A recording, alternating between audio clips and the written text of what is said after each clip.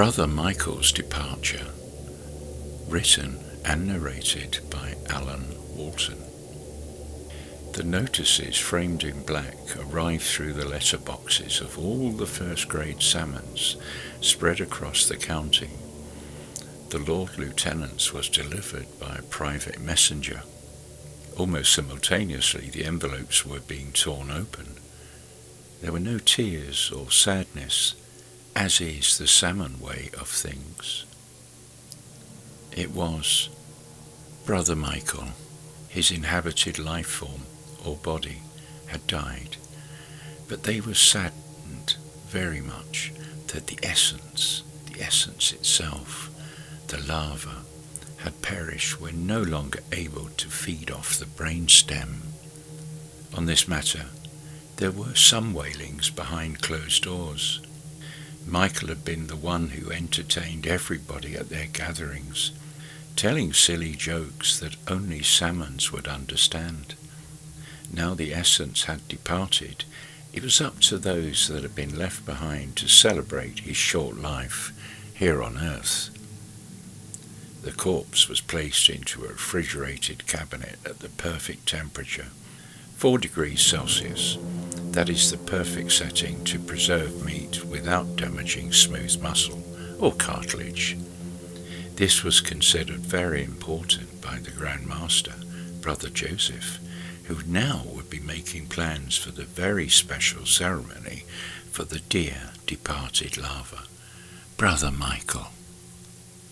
Around a week later, a bright yellow envelope flopped onto the respective doormats of the higher echelon of the order. Again, the Lord Lieutenant's was hand-delivered. The enclosed notice read, "Your attendance as a high caste is required at the service to celebrate the life of Brother Michael. After our ceremony, there shall be provided a dinner and moderate celebrations. You are required to wear your black aprons out of respect for our dearly departed brother. Those that would like to utter some verses from the Holy Chronoil should notify the secretary to the lodge, who would decide the order of utterances. The ceremony would take place at Savernake House on the upper floor at 6:30 p.m. on the 8th of January. No guests for this particular function. Yours in black, Brother Joseph." The following few days would be very busy for Brother Joseph, as he had to plan the evening to the slightest and smallest detail. As Brother Michael had been a high caste, it behoved Joseph to do his very best to make it an occasion that would be very special. A few days passed over the wretched Christmas period, while he meticulously planned all of the program for the blessed 8th. The Salmon Order absolutely loathed the Christian celebrations and kept themselves to themselves during all of the religious and commercial nonsense. The next few days saw some of the worst weather ever seen in Wiltshire, with savage blizzards and deep snow. The 8th arrived, and most of the high caste opted to teleport to Savernake House. The larva did not want to get too cold. Brother Joseph's staff had now completed all of the decorations in the rather grand dining room. Black and purple balloons in their 100 had been affixed to the metal walls, while streamers hung from the overhead chandelier. The dining table itself was long and perfect to seat 12 inhabited bodies. Adjacent to the table was the large bell jar, with the supreme larva observing all of the activities with interest, bubbles rising from its orifice.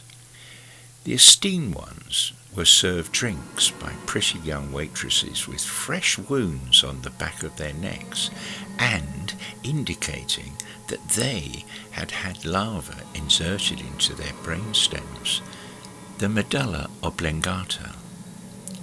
They would comply with everything instructed.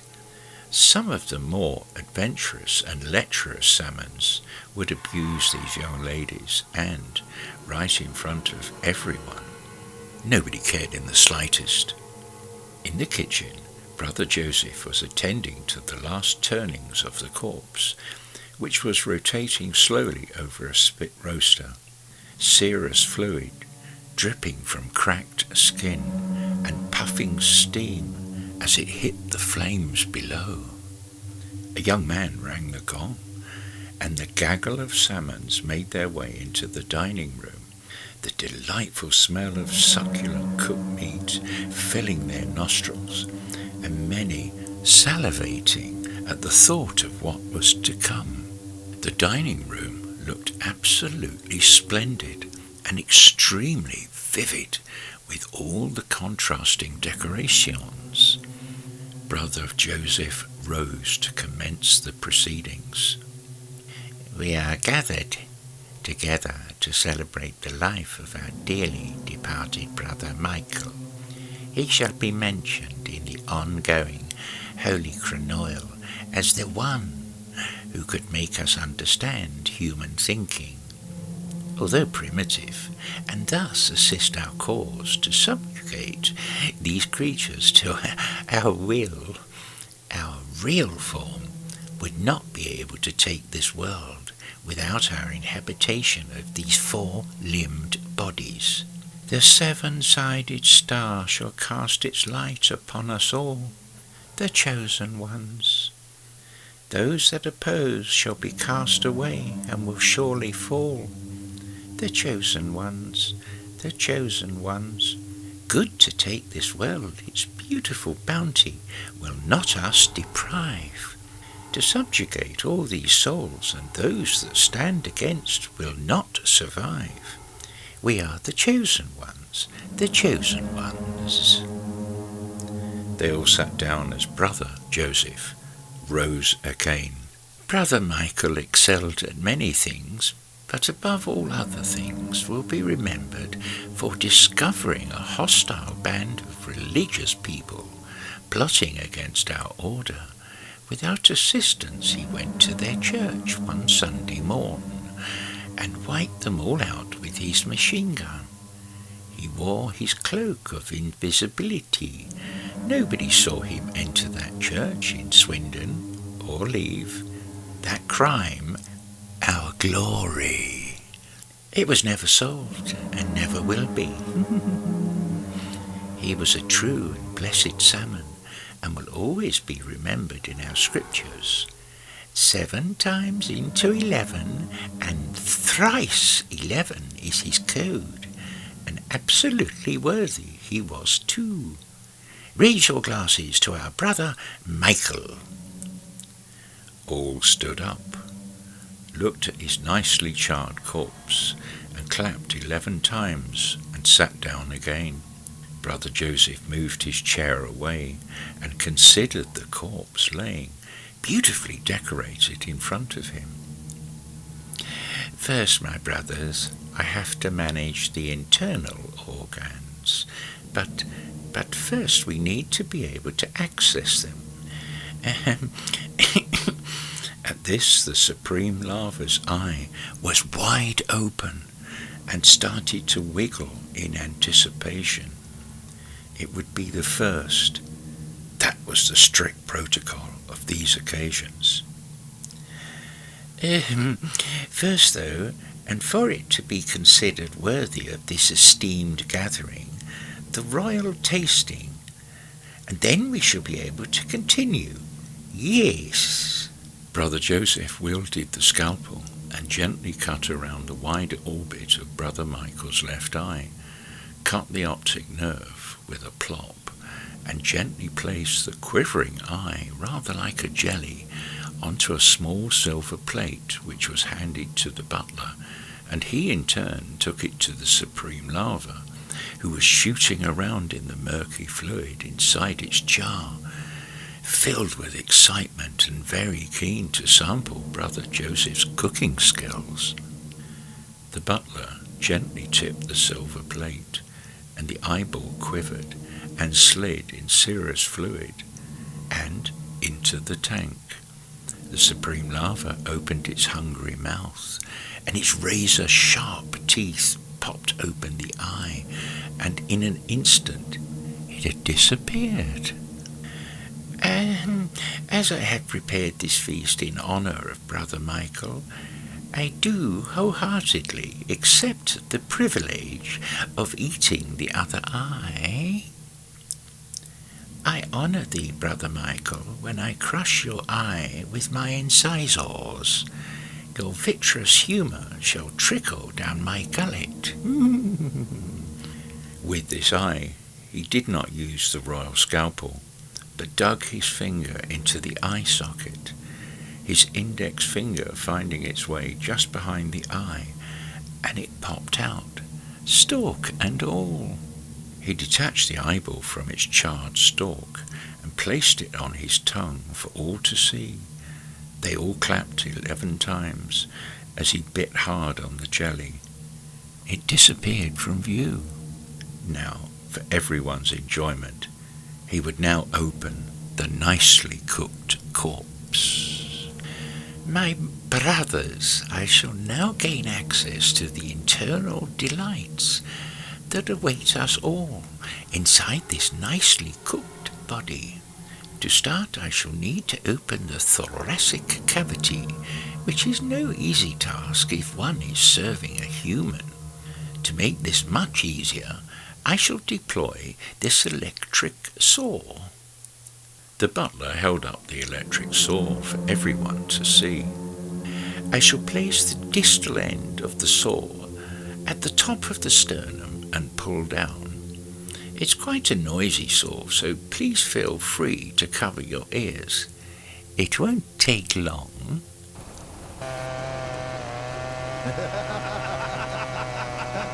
The sternum now fully cut. 2 of the butlers on opposite sides of the table lean over and across it, pulling at the 2 sides of the ribcage as it gradually opened with a distinct cracking sound.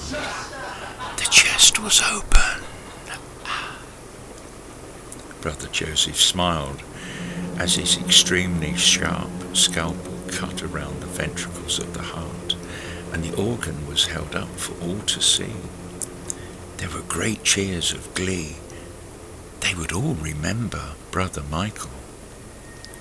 The heart was placed over the tank, the lava frantic to attack it as it slid into the fluid.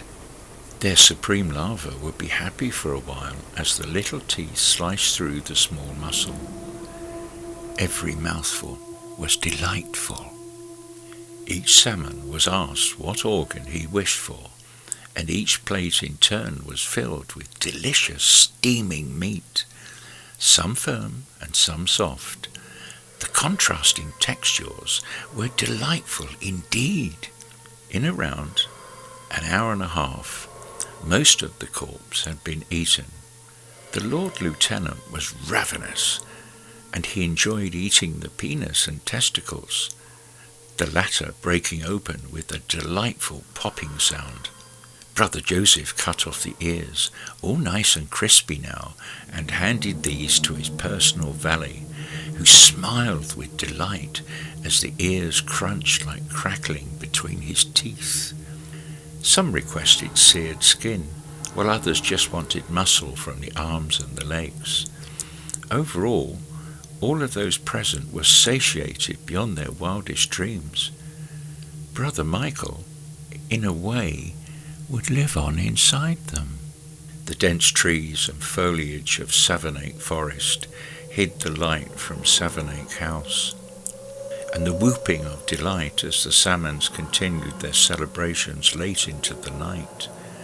Scraps of corpse for the Dobermans. Hooded figures were situate all around the perimeter of Savernake House, ready to unleash deadly force against anyone who might be tempted to trespass. Not many did, and those that did were never seen again. A ghostly white stallion appeared out of nowhere, ridden by a lady in a long white coat, and she disappeared deep into the forest. In the distance, an owl hooted. They'll lock you up. The end.